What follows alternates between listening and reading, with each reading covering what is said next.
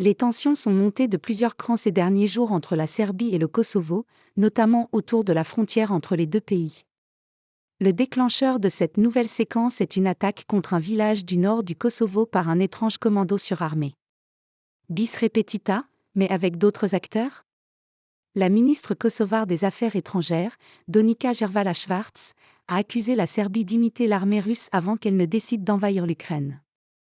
Nous n'avons jamais vu une telle concentration de troupes serbes, note de la rédaction, à notre frontière ces dernières années, a-t-elle assuré à la chaîne allemande Deutschlandfunk, lundi 2 octobre. Pour elle, cette présence ressemble aux préparatifs de Moscou dans les semaines qui ont précédé le 24 février, date à laquelle les forces russes sont entrées en Ukraine. Des tensions au plus fort depuis 2004. Les États-Unis aussi avaient tiré la sonnette d'alarme, dès vendredi 29 septembre, s'inquiétant d'une hausse, sans précédent, du nombre de soldats, de pièces d'artillerie, de chars et de véhicules blindés le long de la frontière. Finalement, le président serbe Aleksandar Vučić est intervenu lundi soir sur CNN pour affirmer que tout cela n'était qu'un grand malentendu. Il a soutenu qu'en réalité, il était en train de retirer des troupes de la frontière. Le régime de fonctionnement des unités, dans la zone de sécurité, le long de la ligne administrative avec le Kosovo a été ramené à la normale, a dit le général Milan Mojsilović dans une déclaration à la presse à Belgrade, précisant que le nombre de militaires avait été réduit de 8350 à 4500. Tout est bien qui finit bien ? Dans le contexte actuel de guerre en Ukraine, et de crise dans le Haut-Karabakh après l'offensive éclair de l'Azerbaïdjan, un nouveau conflit ouvert en plein cœur des Balkans serait un scénario catastrophe pour l'Europe. D'autant plus qu'Aleksandar Vučić est connu pour son tropisme pro-russe. En réalité, la montée de fièvre diplomatico-militaire autour des troupes serbes à la frontière du Kosovo, un pays dont l'indépendance proclamée en 2008 n'a jamais été reconnue par la Serbie, n'a fait qu'exposer au grand jour des tensions qui n'ont jamais été aussi fortes depuis au moins 2004, assure Ida Nehir, spécialiste du Kosovo à l'université de Westminster. Une référence aux violentes émeutes qui ont eu lieu il y a près de 20 ans dans le nord du Kosovo, opposant des dizaines de milliers d'habitants d'origine albanaise et des Serbes du Kosovo. Affrontement dans un village de 465 habitants. À l'origine de ce regain de tension, une journée du 24 septembre qui n'a pas encore livré tous ses secrets mais a déjà laissé d'importantes traces. Ce jour-là, des forces de police kosovares sont informées que 2 camions barrent l'accès à une route vers Banjska, un village de 465 habitants dans le nord du Kosovo. Une région où vit près d'un tiers des 120 000 Serbes du Kosovo. En arrivant sur place, ces forces de l'ordre sont prises pour cible par une trentaine de combattants lourdement armés qui tuent l'un des policiers. Après un premier échange de tirs, les assaillants se réfugient dans un monastère orthodoxe.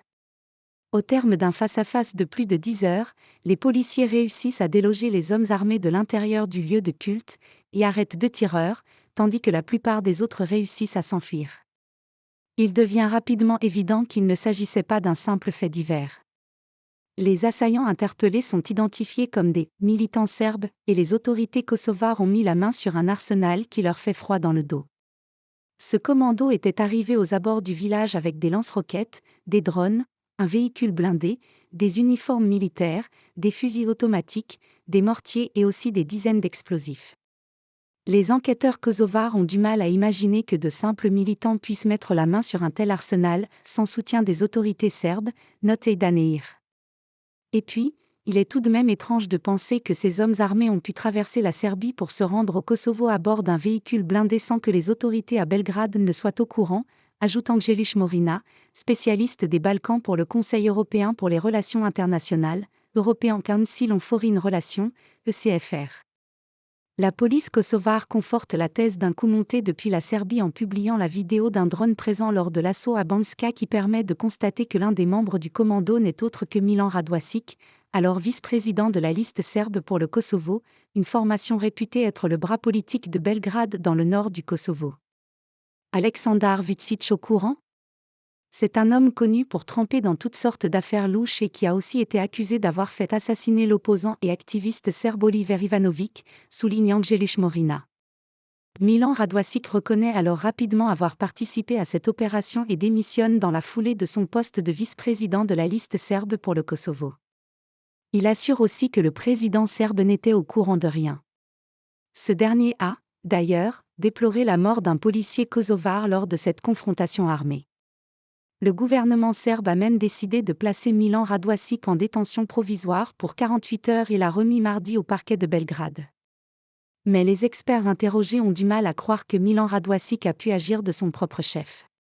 Ce serait un suicide politique de monter une telle opération au Kosovo sans être sûr qu'Aleksandar Vučić, très engagé dans tout ce qui se passe dans le nord du Kosovo, ne va pas s'y opposer, assurait Aidan Ehir. Reste à savoir pourquoi Belgrade prendrait un tel risque. Pour Aidan Ehir, il y a 2 scénarios possibles, qui pointent tous les deux vers une même conclusion. Belgrade cherchait un prétexte pour envoyer des soldats dans le nord du Kosovo afin de protéger les Serbes et habitants qui seraient prétendument persécutés. Dans la première hypothèse, ce commando avait pour objectif d'organiser une opération de plus grande envergure visant à donner l'impression d'un soulèvement de la population serbe du Kosovo contre les autorités locales présentées comme oppresseuses.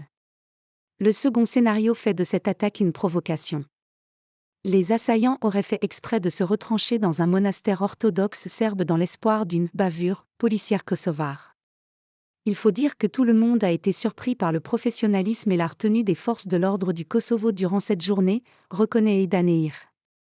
Le pire a été évité, s'ils avaient fait preuve d'une démonstration de force excessive et avaient endommagé le monastère, Belgrade aurait pu affirmer que les autorités kosovares s'attaquaient à tout ce qui est cher aux Serbes, y compris les symboles religieux, résume Angeluš Morina. Washington change de ton. Le but ultime aurait ensuite été de pouvoir envoyer sur place des militaires serbes sous le prétexte de ramener l'ordre et de s'y installer, ouvrant ainsi la porte à une séparation de facto du nord du Kosovo, analyse Aidan Ehir. La Serbie avait déjà demandé en décembre dernier à la Force pour le Kosovo, la KFOR, un détachement international sous l'égide de l'OTAN, de pouvoir assurer la sécurité des Serbes au Kosovo, ce qui leur avait été refusé car c'est justement une des missions de la KFOR, souligne Angeluš Morina. Si l'opération du 24 septembre avait réussi, cela aurait permis de démontrer que les militaires de l'OTAN n'arrivent pas à assurer cette tâche. Sauf que cela a été un échec retentissant, note Aidan Ehir. À tel point que les États-Unis ont affirmé que cette opération faisait partie d'un plan pour déstabiliser la région. Sans aller aussi loin dans les accusations que le Kosovo, Washington n'a pas non plus écarté l'hypothèse d'une implication d'Aleksandar Vučić. Si le président serbe était effectivement au courant de cette attaque, tout ce qu'il a gagné est un changement de ton des États-Unis. Les prises de position américaines indiquent clairement que Washington reconnaît que ces tensions sont une menace pour la sécurité de l'Europe, résume Angeluš Morina. C'est peut-être un tournant, veut croire Aidan Ehir. Jusqu'à présent, les États-Unis et l'Europe ont cherché l'apaisement avec Belgrade dans l'espoir d'éloigner le spectre de l'influence russe.